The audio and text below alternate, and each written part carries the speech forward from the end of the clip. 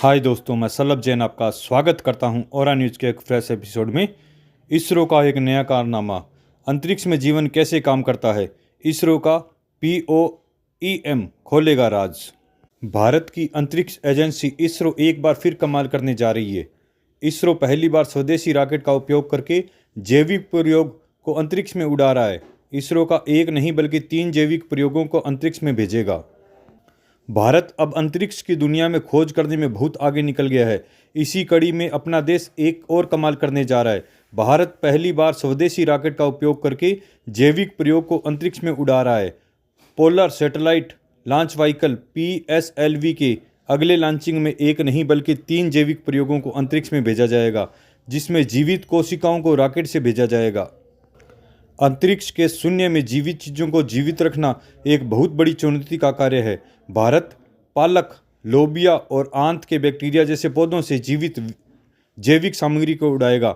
PSLV orbital experimental module 4 POEM-4 पर 3 अलग अलग प्रयोगों का उड़ान की योजना बनाई जा रही है। मालूम हो कि अंतरिक्ष में किसी भी जीव को जीवित रखना एक चुनौतीपूर्ण कार्य होता है। जीवन रक्षक प्रणाली से सीलबंद बॉक्स जाएगा, जिसमें जीवित कोशिकाओं को रॉकेट में भेजा जाएगा। अंतरिक्ष के शून्य में जीवित चीज़ों को जीवित रखना एक महत्वपूर्ण चुनौती का कार्य है। इसरो के अध्यक्ष डॉक्टर S सोमनाथ ने कहा है कि इस तरह के पहले प्रयास में भारत इसरो से अंतरिक्ष में लाइव जैविक प्रयोग कर रहा है, जिसमें जल्द ही खगोलीय जीव वैज्ञानिक पर अध्ययन करना शुरू होगा। और अब इसरो PSLV प्रायोगिक मंच का उपयोग करके एक पूरी नई कविता लिखेगा। भारतीय जीव वैज्ञानिकों को अंतरिक्ष के प्रतिकूल वातावरण में जीवन कैसे जीवित रहता है, इससे सभी पहलुओं का पता लगाने का मौका मिलेगा। C60 नामक PSLV का अगला मिशन जो बहुत ही जल्दी निर्धारित है, यह वास्तव में एक बहुत बड़ा प्रायोगिक मिशन है, जिसका मुख्य उपयोग स्पेस डॉकिंग एक्सपेरिमेंट SPADEX है, जहां इसरो पहली बार अंतरिक्ष में 2 भारतीय उपग्रहों को डॉकिंग और अनडॉकिंग करके दिखाएगा।